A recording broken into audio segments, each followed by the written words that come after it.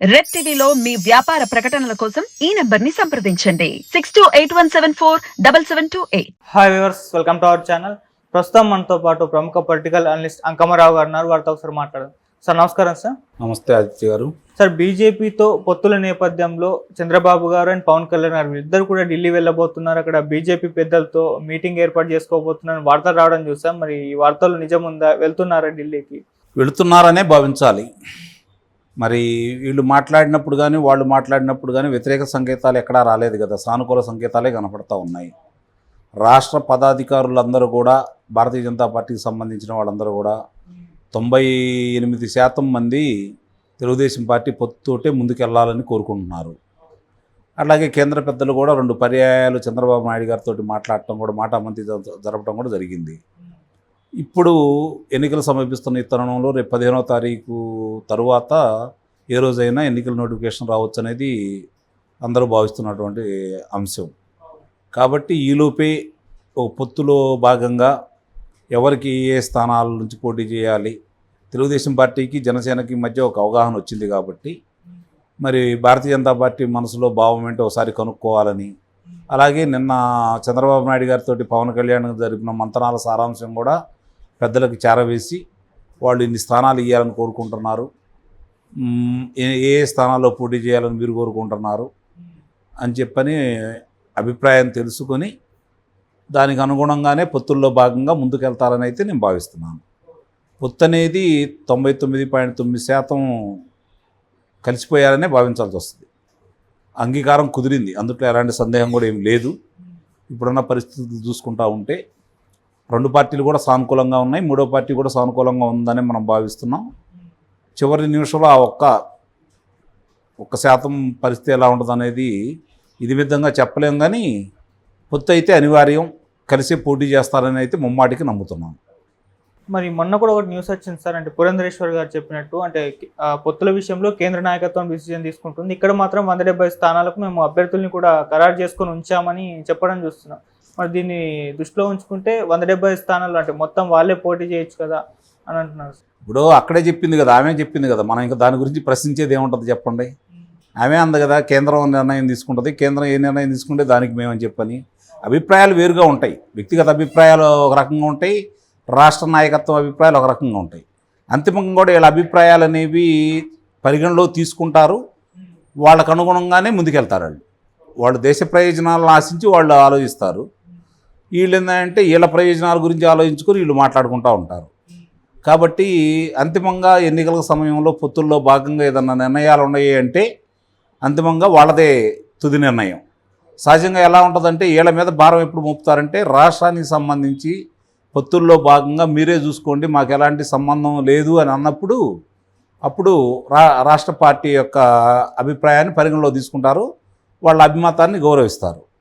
లేదంటే ఒకసారి మేము రాష్ట్ర పార్టీ నాయకత్వంతో మాట్లాడి నిర్ణయిస్తాం అన్నప్పుడు కూడా వీళ్ళ దాన్ని పరిగణలో తీసుకుంటారు. ఇప్పుడు అంతిమంగా నిర్ణయించాల్సింది వాళ్ళే అని చెప్పని ఇక్కడ రాష్ట్ర నాయకత్వం ప్రకటించిన తర్వాత మరి రాష్ట్ర నాయకత్వంతో మాట్లాడట్లేదుగా చంద్రబాబు నాయుడు గారు కానీ లేదా పవన్ కళ్యాణ్ గారు కానీ, నేరుగానే కేంద్ర నాయకత్వంతో కదా మాట్లాడుతుంది. కాబట్టి ఇక్కడ అందరికీ తెలుసు, కేంద్ర పెద్దలు ఒప్పుకుంటే పొత్తు ఉంటుంది, కేంద్ర పెద్దలు ఒప్పుకోకపోతే పొత్తు ఉండదు అని. అవును, మరి కేంద్ర పెద్దయే కాకుండా మరి భారతదేశాన్ని ఈరోజు పరిపాలిస్తున్న దాంట్లో 2వ స్థానంలో ఉన్నటువంటి అమిత్ షా గారు, ఆయన కూడా చెప్పడం కూడా జరిగింది కదా, గతంలో తెలుగుదేశం పార్టీతో కలిసి మేము ప్రయాణం చేసాం, పాత మిత్రులను కలుపుకెళ్ళగాలని ముందుకెళ్తున్నాం, దీంట్లో కొత్తవాడు కూడా వచ్చి చేరతారు, అందరినీ కలుపుకొని వెళ్ళాలనుకుంటున్నాం, మేము ఒక్కళ్ళే వెళ్ళాలనుకోవట్లేదని చెప్పని ఆయన కూడా చెప్పిన తర్వాత దాని అర్థం అదే కదా. ఎందుకంటే పక్కనున్న తెలంగాణ రాష్ట్రంలో ప్రకటించారు 9 మందిని ఒంటరిగా వెళ్తున్నామని చెప్పి వాళ్ళు ఒక నిర్ణయానికి వచ్చి ప్రకటించడం కూడా జరిగింది. అదేవిధంగా ఇక్కడ కూడా వాళ్ళు ఒంటరిగా వెళ్ళినట్టయితే వాళ్ళు కూడా ప్రకటించి ఉండేవాళ్ళు కదా. కాబట్టి ఆ ఒక అంశం చాలు కదా పొత్తుల్లో ముందుకెళ్తారని మనం భావించడానికి. కాబట్టి 199% పొత్తులు అనేవి ఉంటాయి, అందులో ఎలాంటి సందేహం కూడా లేదు. కానీ ఆ పొత్తుల్లో ప్రాతిపదికగా ఏ అంశాల మీద పొత్తు పెట్టుకోబోతున్నారు, ఏ స్థానాలు ఇవ్వబోతున్నారు అనేది ఒక నిర్ణయానికి వచ్చి వాళ్ళు ప్రకటించినప్పుడు ఇదిగో వీళ్ళు ఈ స్థానాలని చెప్పని మనం అనుకోవడానికి అవకాశం ఉంటుంది. ఏ స్థానాలు, కనీసం ఎన్ని స్థానాలు పోటీ చేస్తున్నారని ఈ విధంగా ప్రకటిస్తే, మనం ప్రకటించారు కదా జనసేన పార్టీ 24 శాసనసభ స్థానాలు, 3 లోక్సభ స్థానాలు ఉంటాయని చెప్పని, మిగిలినన్నింటిలో నేను పోటీ చేస్తాను తెలుగుదేశం పార్టీ చెప్పలేదుగా. అంటే భారతీయ జనతా పార్టీ కోసం ఎదురు చూస్తున్నారని మనం భావించాలి. ఆ మధ్య ఈ స్థానాల విషయంలో కూడా ఒక న్యూస్ వచ్చింది సార్. 5 లోక్సభ స్థానాలు ప్లస్ 9 అసెంబ్లీ స్థానాలు బీజేపీకి ఇవ్వబోతున్నట్లు కొన్ని న్యూస్ అయితే రావడం చూస్తాం. మరి దీంట్లో నిజం ఉందంటారు? అంటే నాకు తెలిసిందైతే 4, 6 అనుకుంటున్నారు, చూడాలి. సార్ ఇప్పుడు కూడా బీజేపీ పొత్తుతో వస్తే తెలుగుదేశం సీట్లు అయితే త్యాగం చేయాల్సి ఉంటుంది.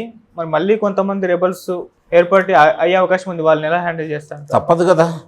అందుట్లో బాగా మనస్తాపం చెందిన వాళ్ళు ఎవరన్నా, తెలుగుదేశం పార్టీ అధ్యక్షుడు చంద్రబాబు నాయుడు గారు తిరిగి ముఖ్యమంత్రి కావాలని కోరుకునేవాళ్ళు, తెలుగుదేశం పార్టీ రాష్ట్రాన్ని పరిపాలించాలని కోరుకునేవాళ్ళు ఇప్పుడు కొంతమంది వాళ్ళ స్థానాలు కోల్పోయినా కూడా త్యాగం చేయడానికి సిద్ధపడ్డారు. అట్లా వీళ్ళు కూడా త్యాగం చేస్తారు. కొంత మనస్తాపం చెందిన కాదుకూడదు అనుకుంటే చేయగలిగిందంటూ ఏం లేదు. అంతిమంగా చంద్రబాబు నాయుడు గారు, లోకేష్ బాబు గారు వాళ్ళని సముదాయిస్తారని, మరి భవిష్యత్తులో అధికారంలోకి వచ్చిన తర్వాత వాళ్ళకి సముచిత స్థానం ఇచ్చి గౌరవిస్తారని అయితే నేను భావిస్తున్నాను. మరి అలా కష్టపడ్డ వాళ్ళకి ఏదో ఒకటి మరి చూపించాలి కదా. కాబట్టి చూపిస్తారని వాళ్ళందరూ కూడా ఏకగ్రీవంగానే ఆమోదిస్తారని భావిస్తున్నాను. ఇట్లాంటివి జరిగినప్పుడు కొంతమంది ఉంటారు, గట్టిగానే పోటీ చేయాలని తలంపులో ఉండేవాళ్ళు ఉంటారు. కొంతమంది పార్టీల మీద వ్యతిరేకత ఉండేవాళ్ళు కూడా ఉంటారు. ఆ వ్యతిరేకత అనేది బలంగా ఉన్నప్పుడు పార్టీ మీద ప్రేమ కంటే కూడా, అధినాయకుడి మీద ప్రేమ కంటే కూడా వాళ్ళు కాకూడదనే తలంపుతో కొంతమంది చేస్తూ ఉంటారు. అంతిమంగా దానివల్ల నష్టపోయేది 2 పార్టీలు వాళ్ళు.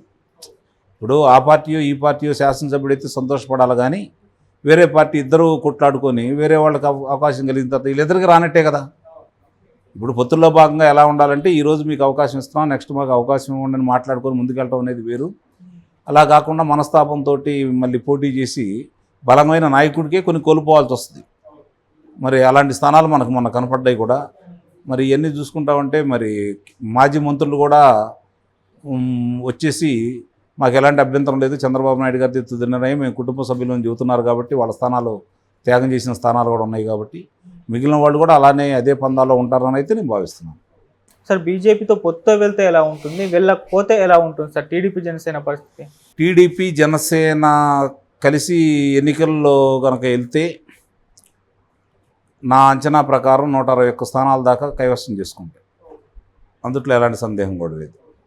భారతీయ జనతా పార్టీతో కలిసి ప్రయాణం చేస్తే ఒక 10 స్థానాలన్నా తగ్గుతుంది. Okay, thank you so much sir. Thank you.